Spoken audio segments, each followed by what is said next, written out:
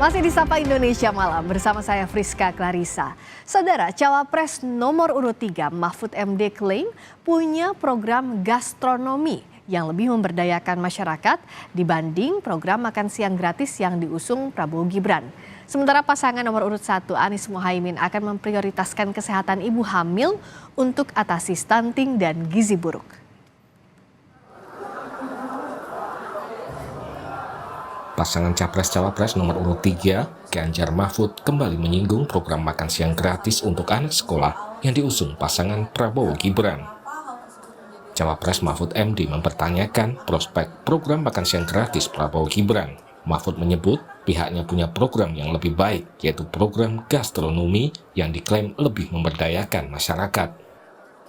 Makan siang gratis itu menurut bagus lah, tetapi prospeknya apa? Gitu. Kita lebih dari itulah, orang tidak hanya dikasih ikan, tapi diberi pancingnya.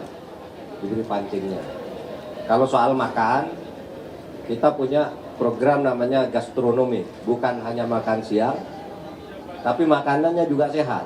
Karena makan siang gratis, susu, dan sebagainya itu kan impor, kira-kira gambaran kita. Barang-barang impor, kalau gastronomi dari bumi-bumi kita dan laut kita. Itu nanti, tetapi tidak dalam sebuah program yang khusus dan seketika gitu. Itu nanti akan menjadi bagian dari program yang jangka panjang. Cawapres nomor urut 2, Gibran Rakabuming Raka, menyampaikan terima kasih atas masukan Mahfud soal program makan siang gratis. Tanggapan Mahfud MD yang katanya makan siang nggak prospek itu gimana, Mas? Tanggapan dari Mas? Ya, terima kasih masukannya, Pak. Mas, terkait panggilan Bawaslu. Sebelumnya dalam debat Cawapres 22 Desember lalu, Gibran menyebut program makan siang gratis sebagai bagian dari infrastruktur sosial menuju Indonesia Emas. Menurut Gibran, program makan siang gratis juga akan menciptakan efek ganda. Kita punya program makan siang gratis. Banyak yang nyinyir, tapi sekali lagi Pak, program makan siang gratis ini adalah investasi menuju Indonesia Emas. Program makan siang gratis 400T ini adalah stimulan untuk ibu-ibu warteg-warteg, warung-warung, catering-catering yang ada di daerah. Bayangkan 400T mengucur ke daerah-daerah. Semua ibu-ibu ikut memasak makan siang untuk anak-anak kita. Itu Pak yang saya maksud dengan infrastruktur sosial. Program makan siang gratis. Investasi ke depan untuk menuju Indonesia Emas. Terima kasih. Sementara itu, pasangan Capres-Cawapres nomor urut 1, Anies Mohaimin, juga memiliki program unggulan untuk mengatasi stunting atau anak kurang gizi. Cawapres Mohaimin Iskandar usulkan adanya tunjangan kesehatan ibu hamil sebagai salah satu upaya mencegah stunting. Saya mengusulkan ibu hamil mendapatkan tunjangan khusus. Itu ada yang bilang nanti kalau diumumkan itu banyak orang-orang ingin hamil, maka wajib hukumnya negara memperhatikan keturunan sampai mulia hidupnya. Data tahun 2022 menunjukkan 21,6% atau 4,5 juta balita di Indonesia mengalami stunting. Pemerintahan Presiden Joko Widodo menargetkan di akhir masa jabatannya atau pada tahun 2024, prevalensi stunting berada di angka 14%. Tim Liputan, Kompas TV.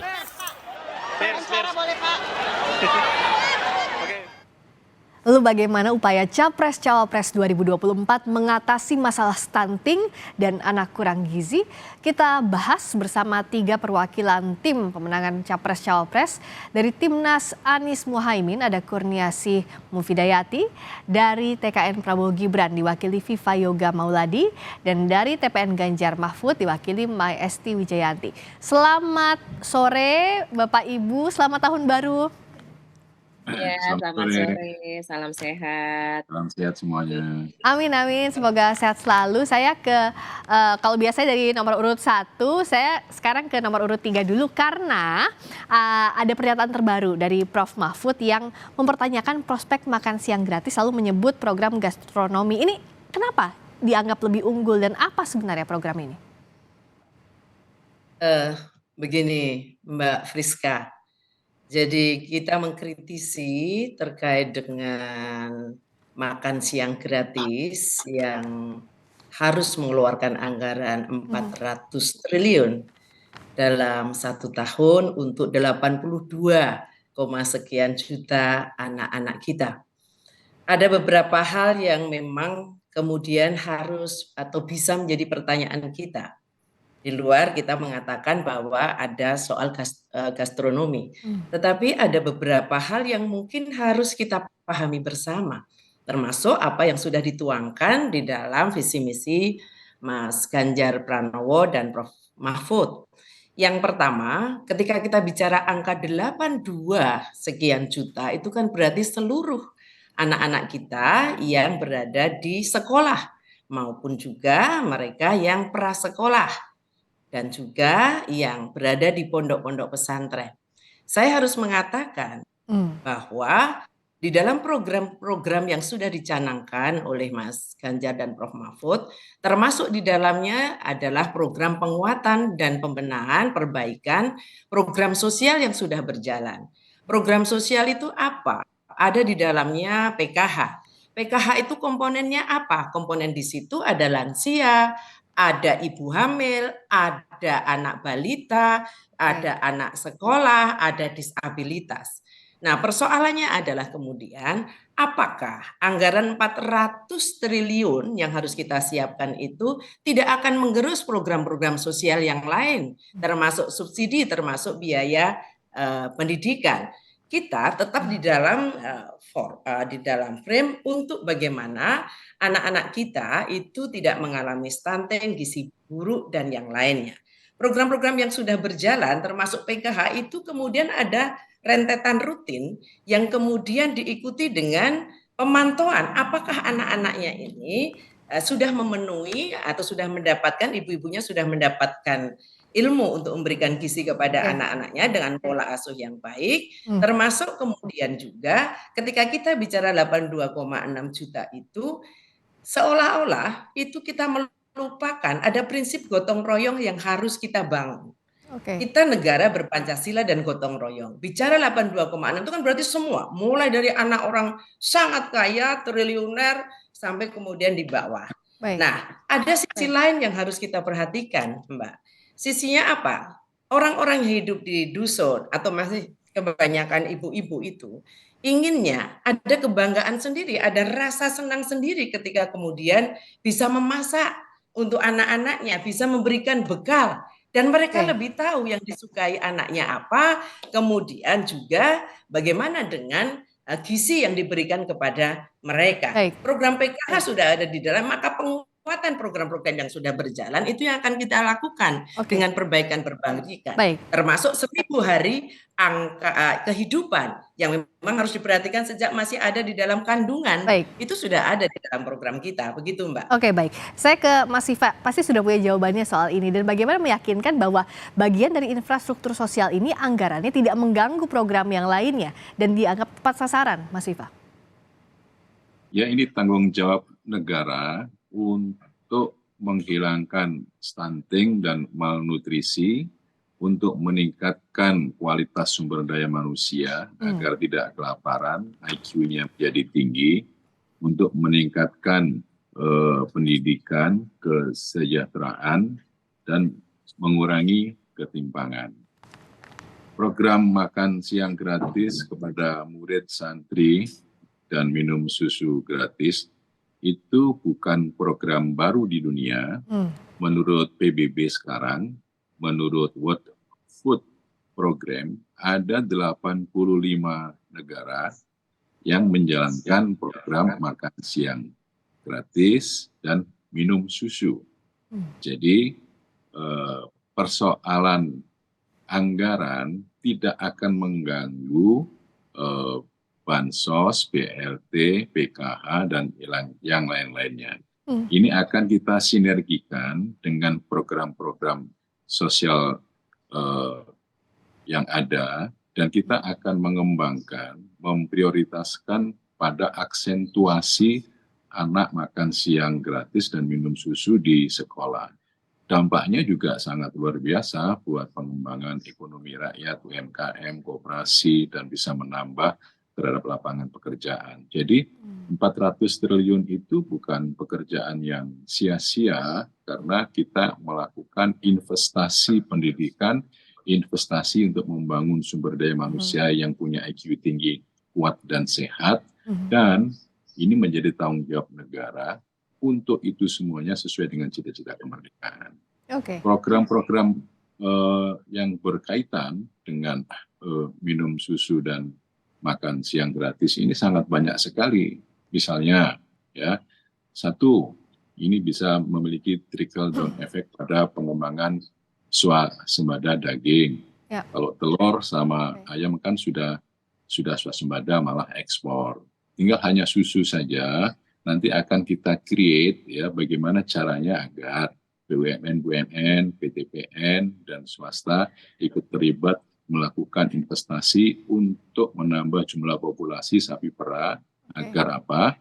Susu nanti tidak impor lagi. Jadi program ini adalah bagian dari tanggung jawab negara untuk mencerdaskan bangsa, untuk mencerdaskan masyarakat Indonesia, dan menghilangkan stunting dan malnutrisi.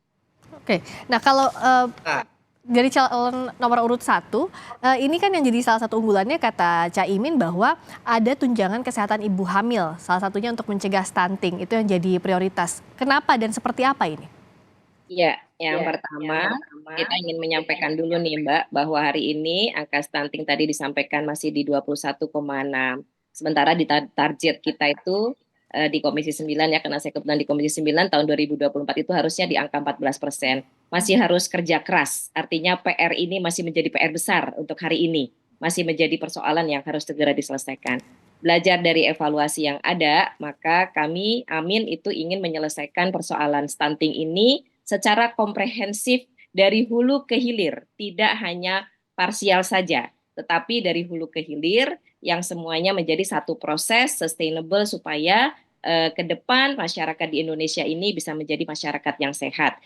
Kami memiliki semangat dari buayan sampai lanjut usia, Ibu Pertiwi selalu menjaga ya, dari buayan sampai lanjut usia semua programnya adalah untuk menjaga gizi ataupun dari kualitas dari SDM kita. Ini tertuang pada misi yang kelima dan misi yang keenam dari Amin.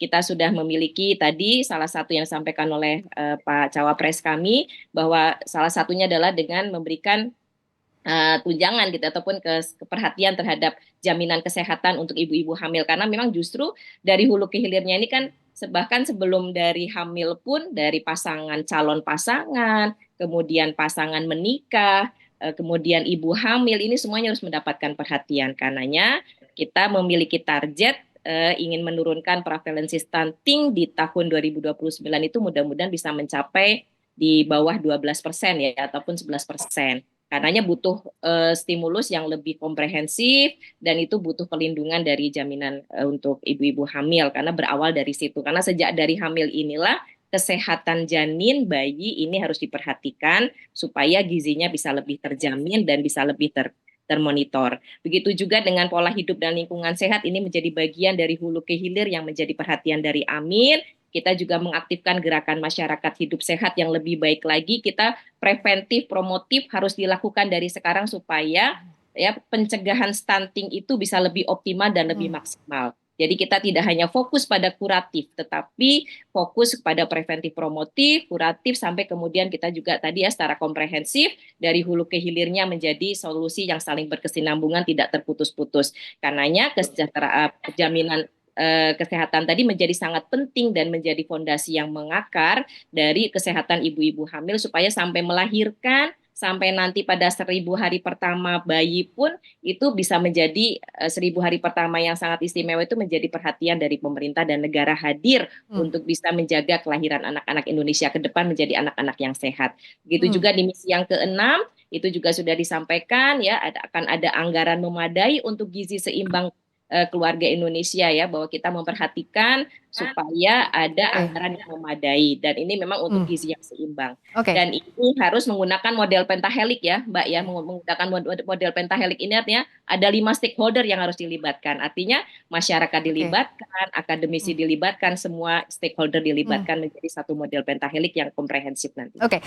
Terakhir ini singkat ke masing-masing, mohon sangat singkat karena sebelum kita azan maghrib, bagaimana agar realisasi anggarannya dan memang program ini bisa logis untuk dilakukan dalam waktu singkat. Dari mulai Capres nomor urut 1 dulu, tim ses nomor urut 1 silakan Mbak. Ya, kita akan mengoptimalkan anggaran stunting secara tepat guna, dan di 100 hari pertama kita harus melakukan refocusing terlebih dahulu, fokus untuk daerah-daerah yang memang membutuhkan perhatian yang tingkat stuntingnya paling tinggi, sehingga bisa membantu menurunkan angka stunting dan pencegahan. Anggaran untuk pencegahan menjadi sangat penting sekali, karena tadi konsep Amin adalah membangun sistem kesehatan masyarakat, kesehatan anak, gizi itu dari hulu sampai ke hilir secara komprehensif, berkesinambungan, tidak terputus, dan juga untuk menjadikan ibu-ibu dan anak-anak kita menjadi ibu dan anak yang sehat. Baik, terima kasih Mbak Kurniasi. Mas Viva, silakan. Untuk alokasi anggaran, kita akan melakukan komunikasi dengan DPR terpilih, dan kita akan memberikan penegasan betapa pentingnya alokasi untuk pemberian makan siang gratis kepada murid santri dan minum susu. Nanti skala prioritasnya akan diturunkan secara detail teknis, apa-apa saja yang harus dilakukan dalam rangka untuk mensupport agar sinergis dengan program-program sosial yang lain. Saya rasa itu akan menjadi bagian yang penting dalam proses untuk mencerdaskan bangsa dan meningkatkan kualitas pendidikan dan kesehatan anak bangsa. Berikutnya Mbak Esti. Kami konsentrasi betul dengan 1000 hari kehidupan pertama, dan itu akan kita dukung penuh bagaimana kita akan mengeluarkan undang-undang yang harapannya tentu menjadi sebuah persetujuan bersama DPR dengan pemerintah, di mana di situ penekanan terhadap 1000 hari kehidupan menjadi fokus utama. Dan kemudian yang kedua, untuk anggaran-anggaran yang terkait langsung dengan kesehatan gizi anak-anak kita, maka kita juga perlu melakukan penguatan pada program-program sosial termasuk PKH yang di dalamnya sudah tadi kami sampaikan. Kalau sekarang ada masalah terkait dengan begitu keluarga sudah ada yang menerima pendapatan UMP, maka kemudian PKH itu diputus, maka ini yang akan kemudian kita evaluasi supaya target 9% yang kita harapkan penurunan angka stunting menjadi angka 9% itu yang kemudian bisa kita lakukan. Bagaimana program-program sosial yang kemudian terkait dengan itu tetap berjalan, tetapi tidak dengan makan siang gratis yang kemudian mencapai 82, sekian juta anak, dan kemudian juga anggaran yang 400 triliun. Begitu Pak Viva. Terima kasih banyak. Tadi atas perspektifnya Mbak Kurniasi, Mas Viva, juga Mbak Esti. Terima kasih banyak, sampai jumpa di lain waktu.